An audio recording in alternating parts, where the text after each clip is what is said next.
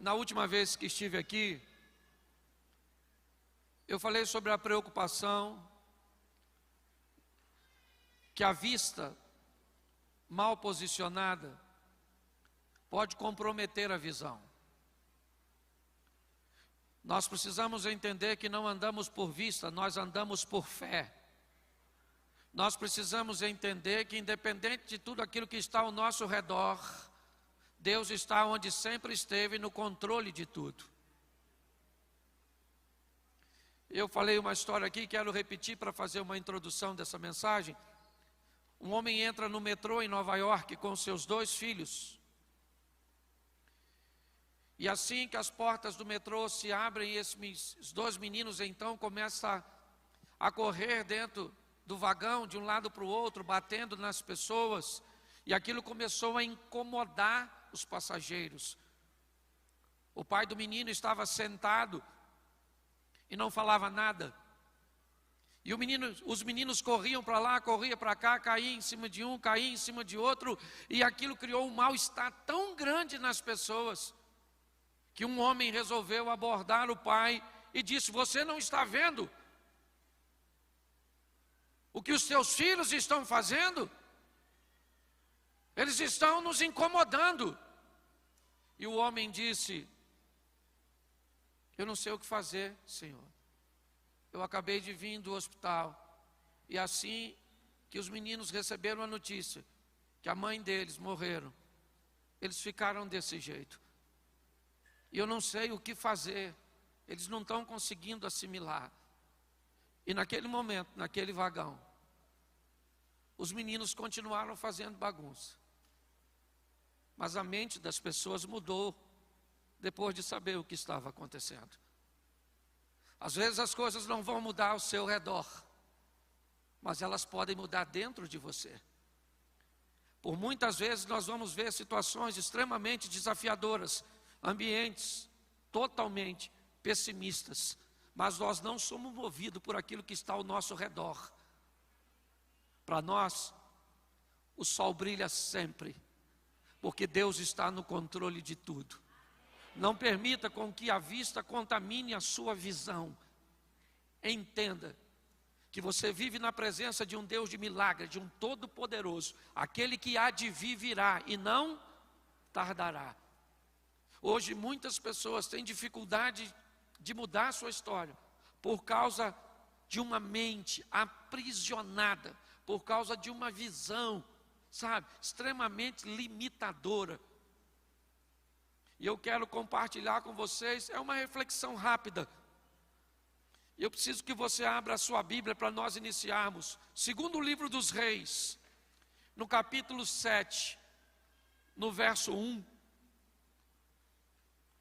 Segundo livro dos Reis, capítulo 7, verso 1, diz assim: então disse Eliseu: ouvi a palavra do Senhor, assim diz o Senhor, amanhã, quase a este tempo, haverá 1 medida de farinha por 1 siclo, e 2 medidas de cevada por 1 siclo à porta de Samaria.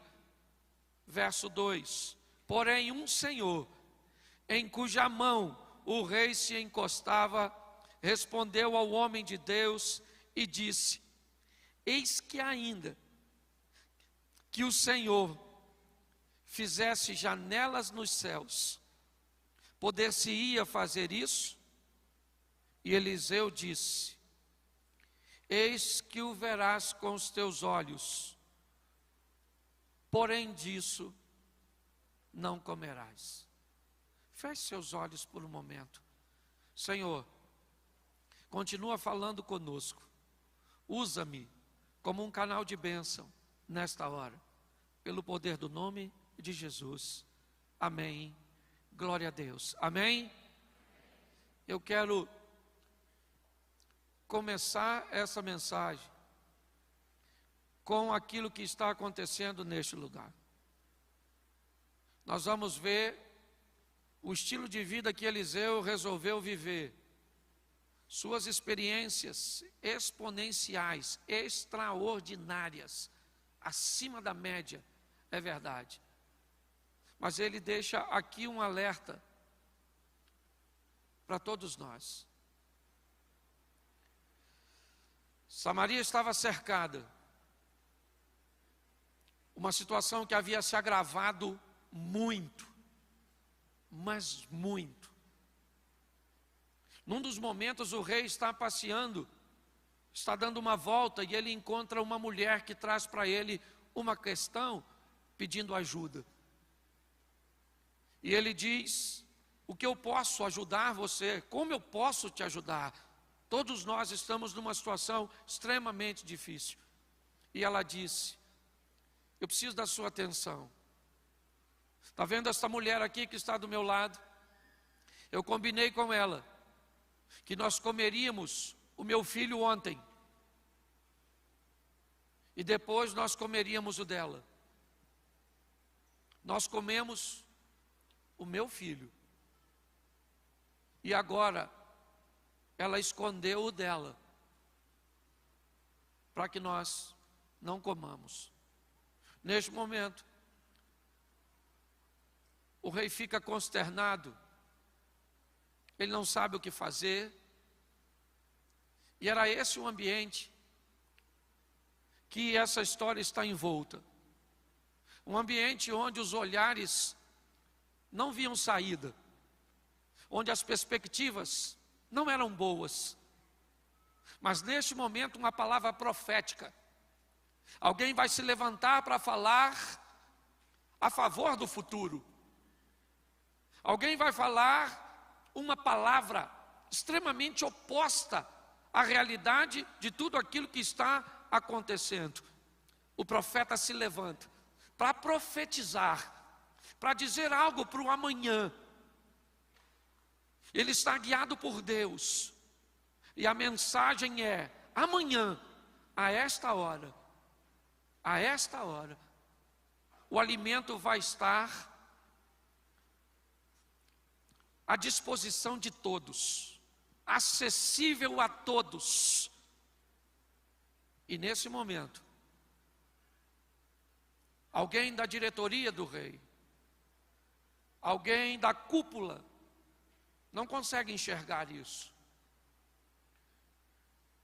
E Eliseu diz: assim diz o Senhor, amanhã, a essa hora, a comida vai estar disponível e acessível para todos. E este homem diz: ainda que o Senhor fizesse abrir janelas dos céus, isso não poderia acontecer.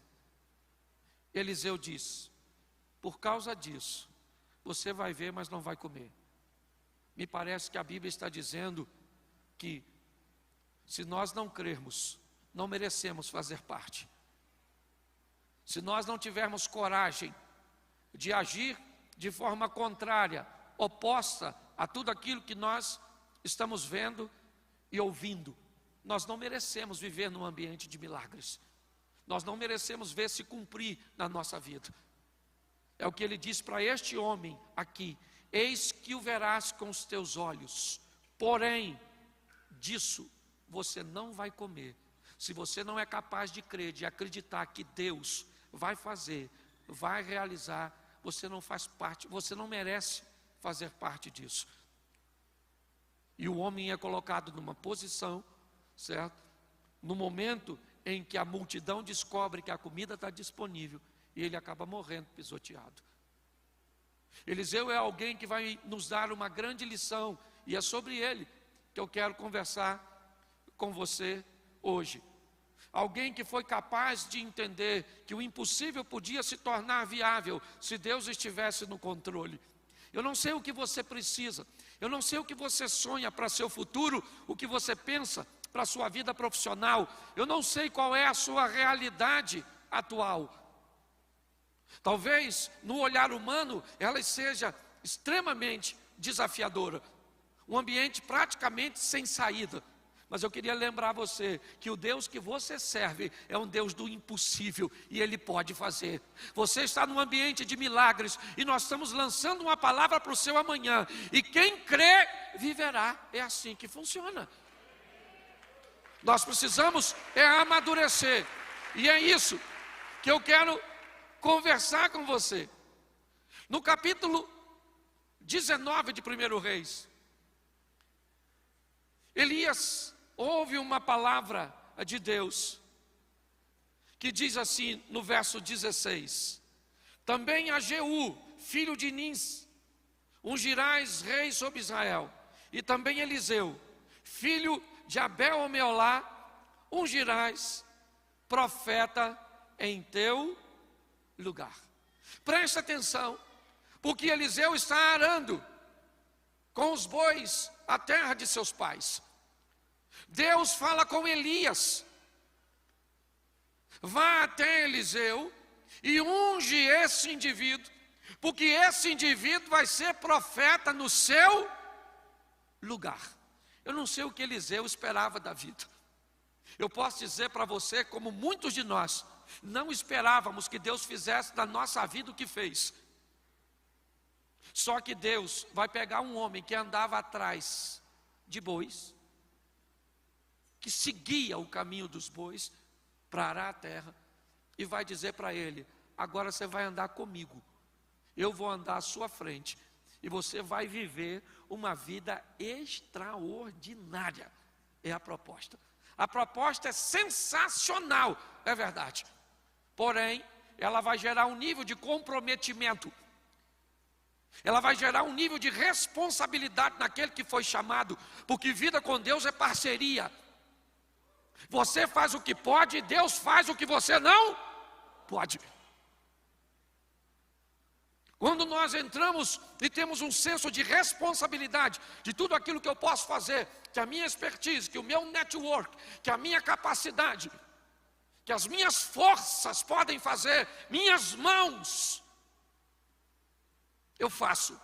Mas aquilo que as minhas mãos não puderem fazer, o meu joelho vai tocar e as portas vão se abrir. O natural nós fazemos, o sobrenatural Deus faz. Você pode melhorar seu casamento, você pode ser um marido melhor. Você precisa de Deus para ser um marido melhor? Em algumas situações, sim. Em outras, não, só depende de tu. Você depende de Deus para ser uma mulher melhor, um filho melhor, um pai melhor, um irmão melhor? Não. Você depende de você. Ah, mas tem coisa que eu não consigo. E aí, então, se você não consegue, bota o joelho e fala: Senhor, eu não consigo. Eu preciso que o Senhor entre com providência a meu respeito. Gerar um senso de responsabilidade traz para a nossa vida um ambiente de milagres. Nós precisamos montar um cenário para que o milagre possa acontecer. Está na hora de sairmos dos bastidores da vida e subirmos do palco dela e protagonizarmos nossas próprias histórias. Vivemos o incrível, sensacional, o extraordinário. Por quê? Porque isso é possível. E se é possível, eu quero viver. Ah, pastor, eu acho muito difícil. Depois que inventaram a frase, é difícil, nunca mais foi fácil. É difícil emagrecer, é difícil guardar dinheiro, é difícil estudar, é difícil, é difícil, é difícil. E quem conseguiu? Conseguiu por quê? Porque venceu. É difícil, porque era difícil para ele também. Ah, pastor, eu não quero ter filho, porque criar filho é difícil. A minha pergunta é: se seu pai pensasse igual a você, provavelmente você não teria esse pensamento. Ainda bem que ele pensou diferente, né? Então nós vamos dar uma olhadinha, porque Deus falou com Elias, e Elias vai lá agora e vai encontrar com Eliseu no campo. E o verso 20 diz assim: então deixou ele os bois, correu após Elias e disse: deixa eu beijar meu pai e minha mãe, então eu te seguirei. E ele disse: vai e volta, pois o que te fiz eu? Voltou, pois, de os seguir, tomou as juntas de boi, os matou, com os aparelhos dos bois cozeu a carne, deu ao povo, comeram, se levantou, seguiu a Elias e o servia. Eu acho isso o maior barato. Elias vai lá e toca em Eliseu. Eliseu deixa os bois um pouquinho, vai até Elias e diz: meu senhor, eu entendi que o senhor está me chamando para eu ir com o senhor, mas eu tenho família, tenho minha mãe e meu pai. Então eu estou precisando dar um pulinho lá em casa, só para me dar um beijinho nele de despedida. Elias falou, vai e volta. Aí Eliseu foi lá, se despediu dos pais, provavelmente os chamou, voltou, pegou os 2 bois que ele estava arando, matou, pegou aquela cangaia toda de madeira, fez uma fogueirona, fez um churrasco ou um cozido, porque o povo não comia nada frito. E fez uma festona de despedida. Para quê? Para deixar seu passado para trás. Porque se você quer viver uma vida extraordinária com Deus, seu passado não pode vir contigo. Eis que as coisas velhas já passaram e tudo se fez novo. Chegou a hora de vivermos o novo de Deus. Mas tem gente que não consegue viver o novo porque anda arrastando o velho. Sabe? Ah, pastor, tem umas coisas na minha lembrança. Ah, pastor, quando eu era pequeno, meu pai me batia muito. Ah, eu fui abusado. Eu sou traumatizado. Vai ficar nessa? É isso? Traumatizadinho? Bullying? Na minha época de garoto, bullying era para fazer café. É só um trocadilho. Hoje, essas crianças ficam revoltadas. O passado, a Bíblia diz, eu vou trazer à memória aquilo que me traz. E o que não traz esperança? Eu limpo todo dia. Todo dia traz consigo o seu mal. Então eu faço uma limpeza para não aglomerar. Tem gente que vem falar comigo, eu pareço um aterro sanitário. Só tragédia. E aí? Tá difícil. Perspectiva, piorar. E o que você quer? Que Jesus volta? A minha vontade era falar, se ele voltar, tu não vai.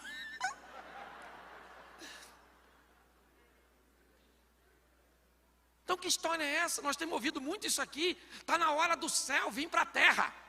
Seja feita a sua vontade, assim na terra como é feita no...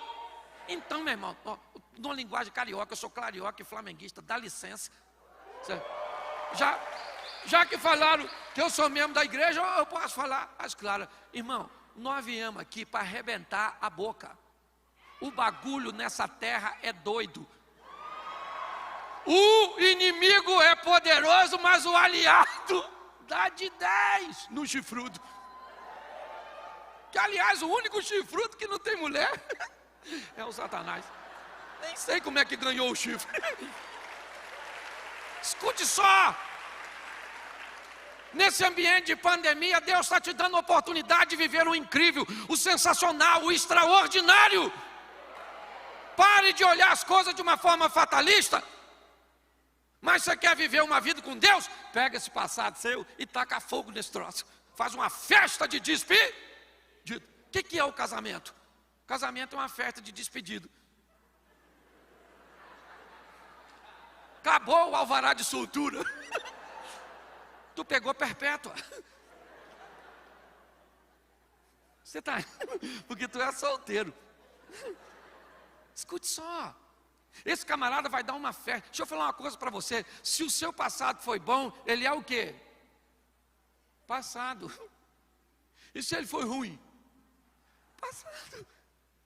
Entendeu? E quem vive de passado?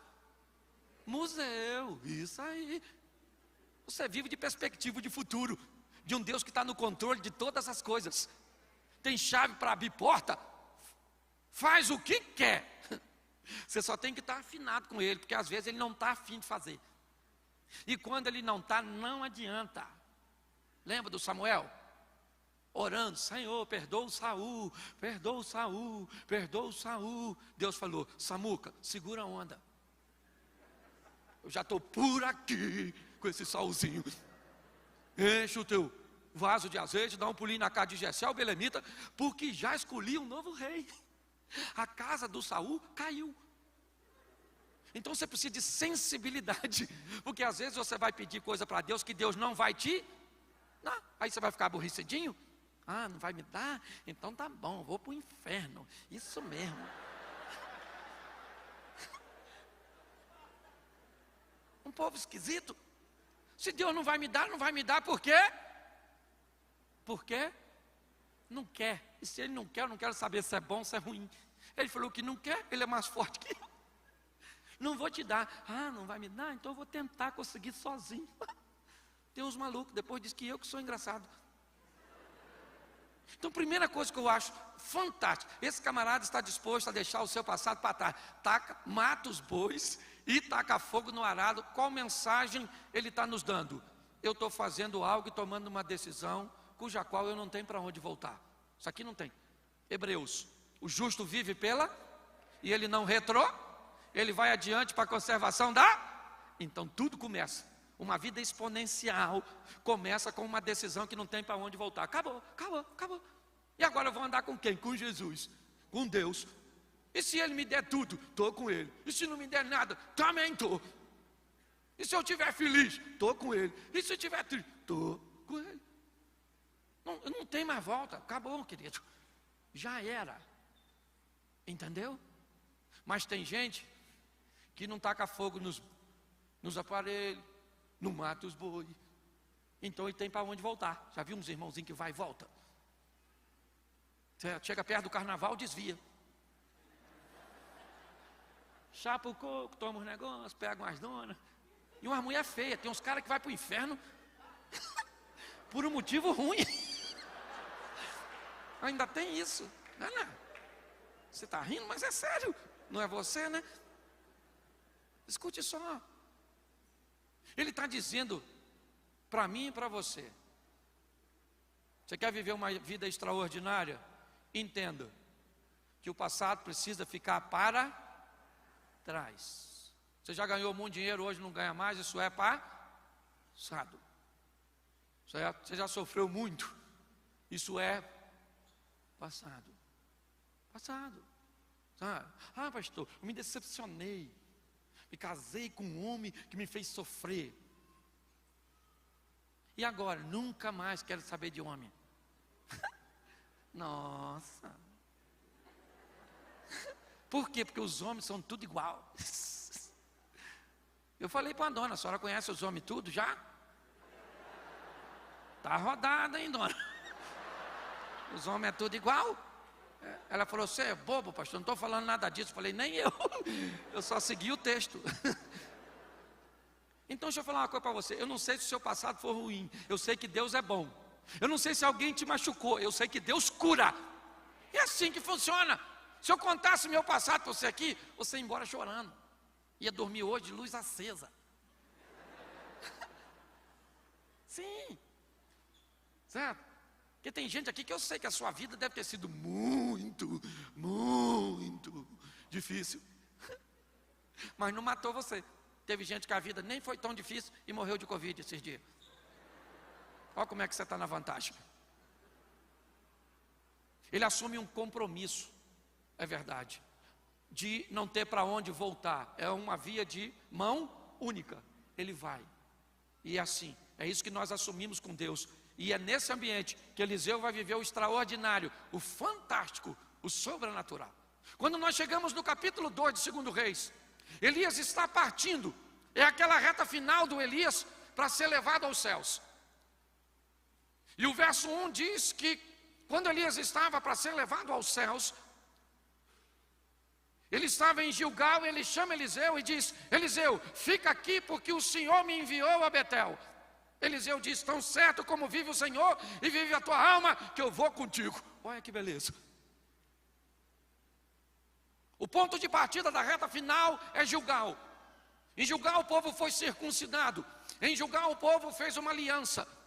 Porque se nós queremos viver o extraordinário com Deus, precisamos assumir um comprometimento. Eu vou parar de pecar, ou diminuir minha margem de erro, ou então errar só em coisa assim que é fácil de consertar. Certo? Ah, errei o caminho. Às vezes você nem precisa de Deus, só o Waze. Errei na receita do bolo, é só jogar fora e fazer. Errei na escolha do cônjuge. Hashtag chupa essa manga. Que tem coisa que você pode errar, que dá para consertar com facilidade. Nós temos que assumir um compromisso, uma aliança com o Deus de Israel, como disse Ezequias, para que se desvie de nós o ardor da sua ira. Agora me tem vindo ao coração, é o que disse Ezequias. Se nós entendermos que o ponto de partida é uma aliança, onde o pecado perde força. A cada dia que passa, nós pecamos menos. Porque nós vamos de glória em glória, de fé em fé. Porque aquele que peca é escravo do... Por isso que... Por que a Bíblia diz que quem peca é escravo? Porque aí o pecado domina essa pessoa. Ela não quer pecar, mas peca. Ah, pastor, quando eu vi, eu já tinha feito. É mais forte do que eu, porque o pecado é seu senhor. Ah, pastor, mas é tão difícil, não é? Você acha que é um complô contra você? Que você é a última bolacha do pacote? É difícil para todo mundo. Todo mundo. Mas pastor, então como é que eu paro de pecar? É só trocar de senhor. Deixa de ser escravo do pecado. E entenda que o Filho de Deus subiu à cruz do Calvário e pagou um preço para ser seu senhor. Ele foi lá para te comprar, porque para você mudar de senhor, alguém tem que te comprar do senhor antigo. E foi isso que Deus fez, nos dando a oportunidade de sermos livres. Se o Filho vos libertar, verdadeiramente seremos livres. Enquanto o pecado me obrigava a fazer o que ele queria, o Filho me liberta e diz: você tem o direito de escolher. Nós precisamos desse comprometimento, dessa aliança com Deus. Mas Elias disse para Eliseu: fica aqui porque o Senhor me enviou a Betel. Eliseu falou: eu não, eu vou para Betel junto contigo. Elias olhou, vamos para Betel. Chegaram em Betel, ficaram ali um tempinho. Elias falou para Eliseu: fica aqui porque o Senhor me enviou a Jericó. A palavra Betel tem o contexto de casa do pão, casa de Deus. Tem algumas traduções, eu queria aplicar ela hoje como igreja. Porque tem situações em que pessoas assumem um compromisso e não agem mais nada. Acha que aquilo é o suficiente para levar uma vida com Deus. E paralisa ali. Fica detido naquele ambiente. Mas tem pessoas que são paralisadas na casa de Deus. Às vezes se aborrece com outras pessoas, ficam decepcionadas, sabe? Ah, pastor, me feriram. Eu agora sou um desigrejado. Sabe, não gosto. Na última igreja por onde eu passei, puxaram o meu tapete. Senta. Você tem problema com tapete? Senta que tu nem cai quando alguém puxar. Tu vai junto, garra. Pode até puxar, mas me leva junto. Porque pensa num lugar desafiador que nós temos que vencer, que senão paralisa a pessoa. Igreja tem fofoqueiro? Sério? Tem fofoqueiro? Invejoso? Tem também? Mal pagador? Tem? Gente, então a igreja tem quase tudo. Pois é, querido. O que você tem que aprender para sobreviver em Betel? Para esse ambiente não te paralisar. Amar todo mundo. E se relacionar com a turma que dá para ter relacionamento. Porque tem uns irmãos na igreja que não dá para relacionar. Pelo menos com a gente, é da outra patota. Tem gente que fica traumatizada quando eu falo isso.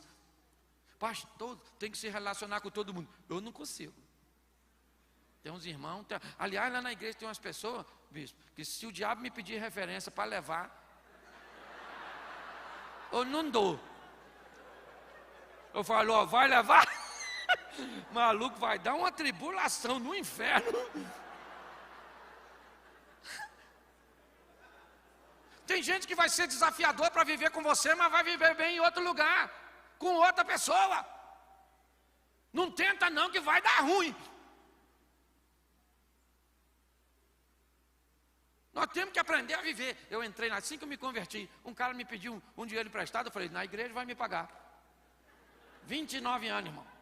Eu acho que é negócio de título de capitalização, alguma coisa assim.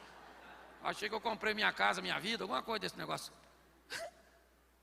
Um outro, eu estava 3 meses na igreja, bispo. Eu já estou com 29 anos de casado, ele era no início. O irmão de hoje na minha mulher, irmão. Falei, não é possível. O irmão prega lá de oi, não é que estava. E aí eu fui orar, porque a igreja é de Jesus, sim ou não? E ele falou, é assim mesmo, filho.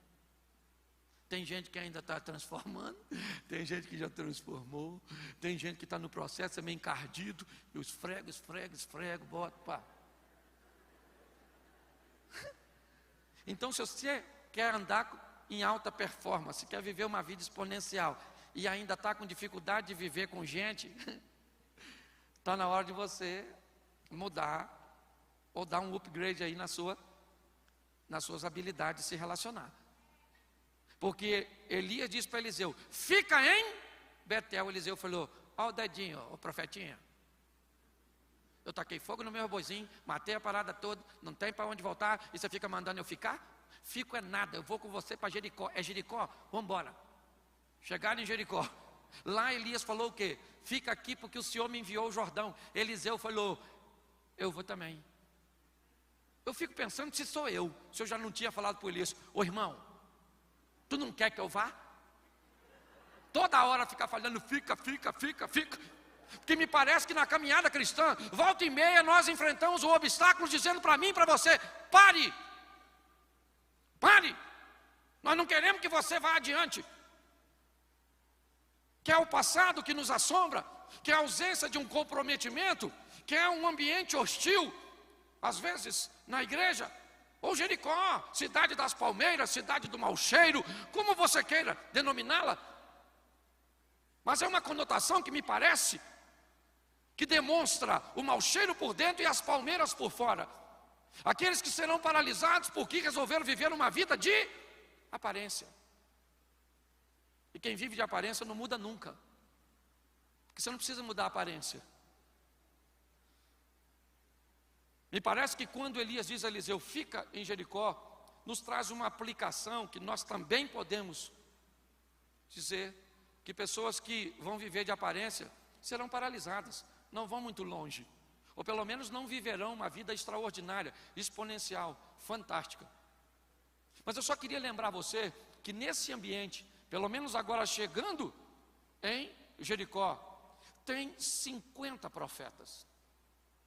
Que me parece que já vem acompanhando Elias e Eliseu, dizendo para Eliseu que Deus ia levar Elias. E Eliseu diz, eu sei, está tranquilo. E agora Elias diz a Eliseu, fica em Jericó, permita que as aparências te paralisem, porque eu vou além do Jordão. E Eliseu diz, tão certo como vive o Senhor e vive a tua alma, que eu vou contigo. Elias ficou quietinho. Eles vão atravessar o Jordão. 50 homens ficam olhando. Elias vai atravessar o Jordão e tinha expectativa de atravessar sozinho. Mas Eliseu disse, não, eu vou com você. Eu cheguei até aqui, eu vou prosseguir. Eu vou até o final. Provavelmente, os profetas ou os alunos da escola de Elias estão pensando, e ele vai com Elias, quero ver como é que ele volta. Eu imagino Eliseu entrando, o Jordão abriu, o Elias passando e o Eliseu atrás. E eu imagino ele fazendo as contas, taquei fogo no... matei meu boi, mandou eu ficar, se eu tivesse ficado em Gilgal, não estava passando agora, pé enxuto aqui, do outro lado. Elias fala para Eliseu assim, me pede o que você quer. Ô gente, pensa, me pede o que você quer que te... Eu imagino que Elias deve ter pensado, Eliseu vai pedir qualquer coisa. Mas Eliseu disse para Elias assim, eu estou a fim de receber uma porção dobrada do Espírito que está sobre o Senhor. Se o Senhor foi fera, eu quero ser fera. Eu quero uma porção dobrada, eu quero o extraordinário. Eu não cheguei aqui de bobeira, eu não caí aqui de paraquedas, meu irmão. Eu tive um percurso para chegar até aqui, e eu vim aqui para buscar o que Deus pode me dar. E o Deus, olha só, eu gosto do Eliseu. Um dia, quando eu estiver lá, porque eu vou. Eu já falei, Isso aqui. No céu nós vamos ter 3 surpresas, lembra? Primeira, cheguei. Caraca, não é que eu entrei? Caraca. Segunda, você aqui. E terceira, cadê fulano? Não veio. Eu quero fazer parte das duas. Primeira. A terceira deixa para os outros. Escute só. Olhe bem. Elias olha para Eliseu e diz: o que você quer? Eu acho que ele não esperava que Eliseu fosse falar aquilo. Porque Eliseu deve ter falado: rapaz, eu posso viver com Deus um incrível, sensacional, um Deus poderosíssimo. Então, Elias, eu estou a fim de um espírito dobrado, de uma unção dobrada, dobro, irmão, eu dobro esse negócio. Ou dobro ou nada. Olha o que o engraçadinho do Elias fala para Eliseu: dura coisa me pediste. Dura coisa por quê? Quem vai dar não é você, é Deus. Eu não quero, eu quero o Espírito que Deus colocou sobre. Elias falou: dura coisa me pediste, mas se você me ver quando eu for levado, isso vai te suceder. Eliseu pensou: queridinho, se eu não te deixei até agora, é agora que eu não saio perto de tu. Aí a carruagem, objeto voador não identificado, a carruagem estacionou. Eu tenho que tirar essas dúvidas no céu, se eu lembrar. Se for para o inferno, vai com as dúvidas mesmo. Você está rindo, é sério. A carruagem estacionou, eu imagino o Eliseu. Se eu ver, eu recebo. Caramba! Me dei bem. A carruagem levanta voo. Elias joga a capa.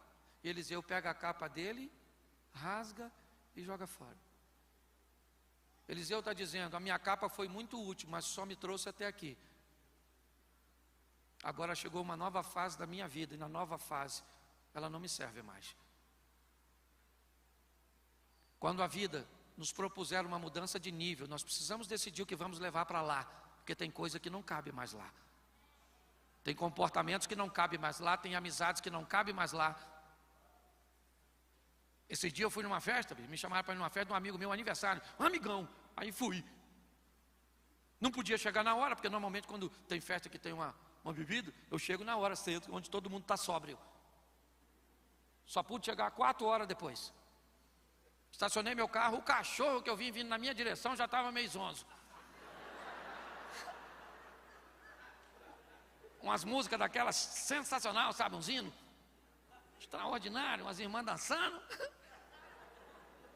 E na hora que eu cheguei, eu me perguntei: o que eu estou fazendo aqui? Aí já veio um: eu estou! Irmão! Já me deu logo um banho de cerveja, tiro foto com um montão de pinguço.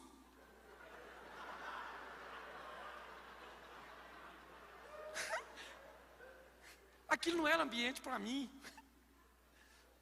mas eu fui. Saí de lá sujo de cerveja. O aniversariante não lembra que eu fui, de tanto que ele bebeu.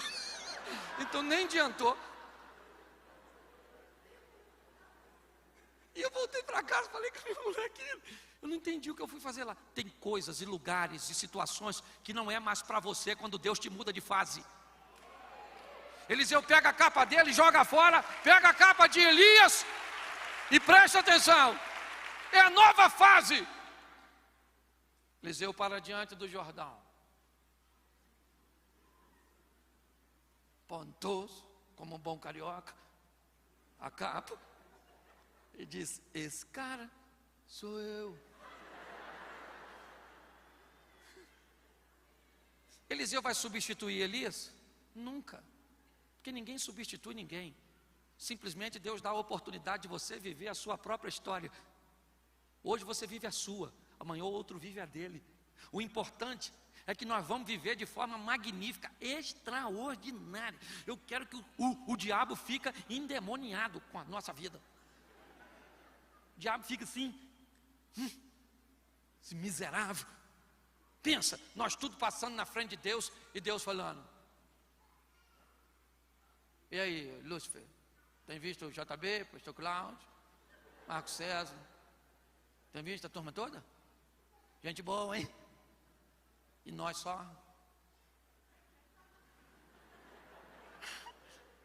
Isso é possível. É possível. Deus não pede para você ser santo, Ele só pede para você entrar no processo de santificação. Deus não pede perfeição, Ele pede aperfeiçoamento. Seja amanhã melhor que você foi hoje. Faça igual o smartphone, uma versão melhorada de você mesmo. Entendeu?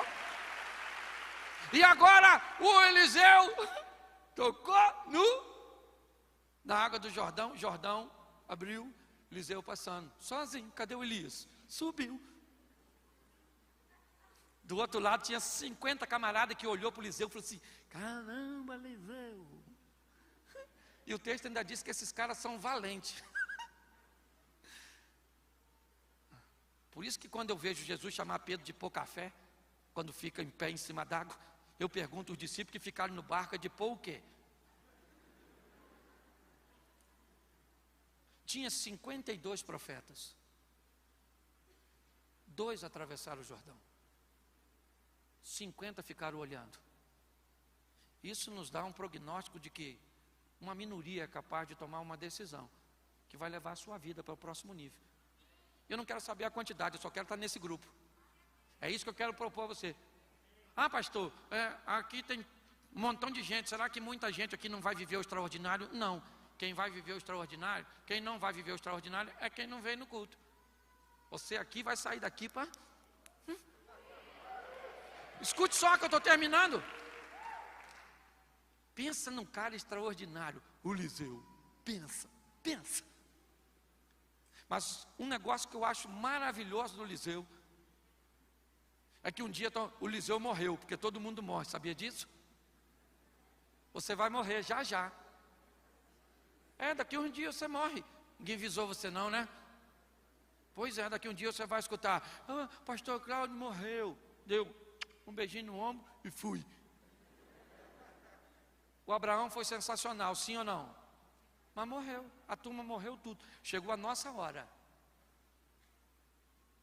Eliseu morreu. Olha que lindo, gente. E estão fazendo um sepultamento. Quando eles estão lá perto do cemitério para sepultar o Eliseu, eles olham e vem um exército inimigo. E aí não dá para sepultar o defunto. Joga o defunto onde? Na cova do Eliseu. O defunto ressuscitou. O Eliseu era fera, até depois de morto. E claro que provavelmente o homem que acabou de ressuscitar deve ter sido o primeiro a correr. Lá vem o exército, o cara acabou de ganhar um bônus. Não vai dar mole para morrer de novo, não é verdade? Você está rindo, mas é sério.